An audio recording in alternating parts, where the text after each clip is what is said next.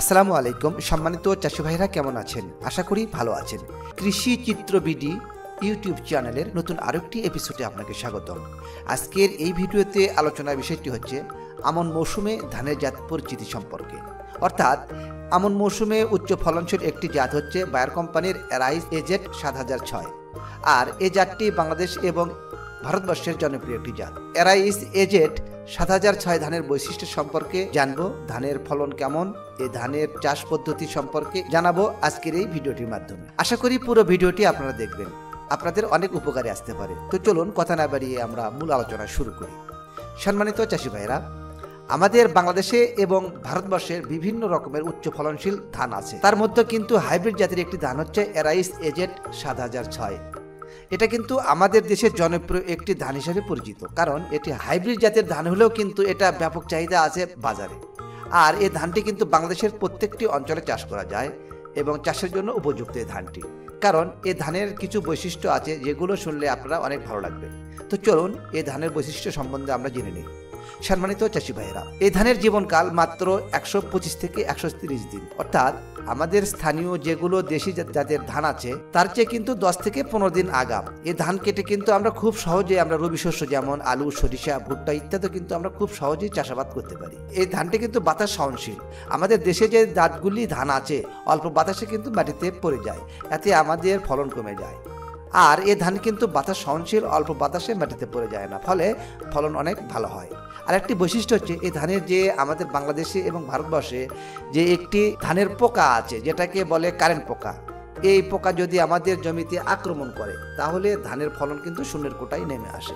আর এই পোকা এই ধানের আক্রমণ করলেও ক্ষতি করতে পারে না। এছাড়াও এই ধানের আরেকটি বৈশিষ্ট্য হচ্ছে বিএলবি বা পাতা পড়া রোগ।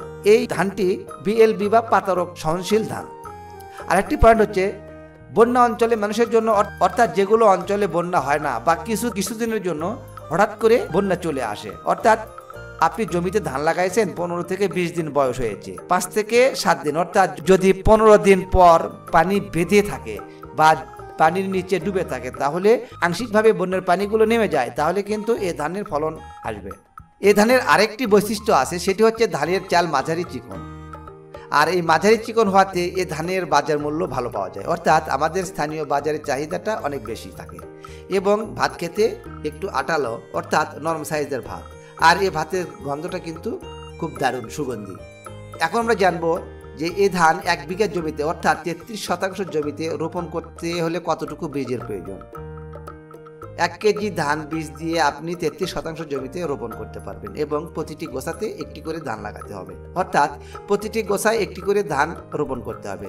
আর অবশ্যই এই ধানের চারার বয়স হতে হবে 25 থেকে 30 দিন, অর্থাৎ আমাদের বীজতলায় বীজ ফেলার পর 25 থেকে 30 দিনের মধ্যে চারা তুলে জমিতে রোপণ করতে হবে। যদি বীজতলার বয়স বেশি হয়, 30 থেকে 35 দিন হয়, তাহলে কিন্তু এই ধানের ফলন কমে যাবে। সম্মানিত ভিউয়ার্স, এই ধানটি চাষ করতে প্রতি বিঘা বা 33% জমিতে কি কি সার দেওয়া লাগবে সে সম্পর্কে এখন আমরা জানব।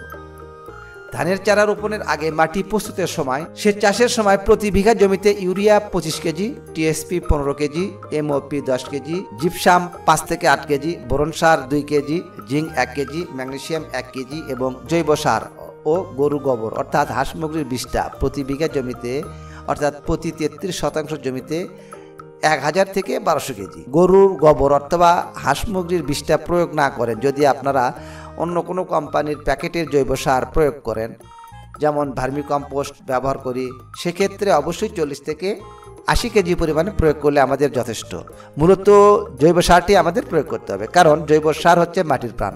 আর জৈব সার প্রয়োগ করলে আমাদের মাটির গুণগত মান ভালো থাকে, ধানের মাটির পানি ধারণ ক্ষমতা বৃদ্ধি পায় এবং ধানের অন্যান্য যে সারগুলো প্রয়োগ করি সে সারের কার্যক্ষমতাগুলো বৃদ্ধি পায়। এবং আমাদের মাটিতে হাজার হাজার অণুজীব আছে, তারা কিন্তু এই জৈব সারকে তারা বেঁচে থাকে। সেক্ষেত্রে অবশ্যই জৈব সার প্রয়োগ করতে হবে, এটা 100% কোনো সমস্যা নেই। মূলত এখন আমাদের মেন পয়েন্ট হচ্ছে এই সার যেগুলোর কথা বললাম, এটি কিন্তু আমাদের জমির আকার আকৃতি এবং উর্বরতা অনুযায়ী কম বেশি হতে পারে, কোনো সমস্যা নেই। আরেকটি বিষয় হচ্ছে ইউরিয়া সার 25 কেজি। এখানে আমরা যে সারগুলো কোন আমরা যে সারগুলোর কথা বললাম, ইউরিয়া সার ব্যতীত প্রত্যেকটি সার আমাদের জমিতে প্রস্তুতির সময় অর্থাৎ সেচ চাষের সময় ভালোভাবে মিশিয়ে প্রয়োগ করতে হবে এবং বাকি 25 কেজি ইউরিয়া সার 3টি কিস্তিতে সমান ভাগে ভাগ করে প্রয়োগ করতে হবে। এখন এখানে আপনারা প্রশ্ন করতে পারেন যে ভাই, আমরা 3 কিস্তিতে কেন ইউরিয়া সার প্রয়োগ করব?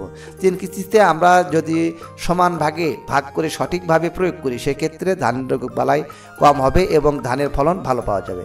চারা রোপণের 15 থেকে 20 দিন বয়সে হলে আমাদের প্রথম ধাপে ইউরিয়া সার প্রয়োগ করতে হবে এবং ধানের চারা রোপণের বয়স যখন 30 থেকে 35 দিন হবে তখন আমাদের দ্বিতীয় ধাপের ইউরিয়া সার প্রয়োগ করতে হবে এবং তৃতীয় ধাপের ধানের বয়স যখন 40 থেকে 45 দিন হবে অর্থাৎ কাইস্থর আসার 5 থেকে 7 দিন আগে আপনারা প্রয়োগ করবেন এবং শেষে ইউরিয়া সার প্রয়োগের সঙ্গে আমাদের কিন্তু 5 থেকে 8 কেজি করে প্রতি 33% জমির জন্য পটাশ সার প্রয়োগ করতে হবে। অনেকেই প্রশ্ন করতে পারেন কেন আমরা এই শেষ সময়ে পটাশ সার প্রয়োগ করব। মূলত আমরা যদি এই পটাশ সার শেষ ভাগে প্রয়োগ করি তাহলে আমাদের ধানের ছত্রাকজনিত সমস্যা সেগুলো কিন্তু পরিমাণে অনেক কম হবে, রোগবালাইয়ের আক্রমণ কম হবে, মূলত ধান গাছ সুন্দর এবং শক্ত থাকবে, খুব সহজে বাতাসে হেলে পড়বে না। মূলত এজন্যই শেষ ভাগে পটাশ সার প্রয়োগ করতে হবে। সম্মানিত চাষি ভাইরা, এতক্ষণ আমরা আলোচনা করলাম যে এরাইস 7006 এই ধানটির জাত সম্পর্কে, কিভাবে রোপণ করতে হবে, কতদিন বয়সে চারা রোপণ করতে হবে, কোন সময় কী কী সার দিতে হবে, বিস্তারিত সকল কিছুর খুঁটিনাটি তথ্য। আপনাদের যদি কোনো প্রশ্ন থাকে অবশ্যই কমেন্ট বক্সে জানাবেন, আমি চেষ্টা করব আপনাদের প্রশ্নের উত্তর দেওয়ার জন্য। আর আজকের এই ভিডিওটি যদি আপনার উপকারী মনে হয় তাহলে অবশ্যই চ্যানেলটিকে সাবস্ক্রাইব করবেন এবং বেশি বেশি শেয়ার করবেন। আজকের ভিডিও এই পর্যন্তই, কথা হবে পরবর্তী অন্য কোনো নতুন এক এপিসোডে। সে পর্যন্ত সবার সুস্বাস্থ্য ও দীর্ঘায়ু কামনা করে আজকের মতো এখানে শেষ করছি। সবাই ভালো থাকবেন, আল্লাহ হাফেজ।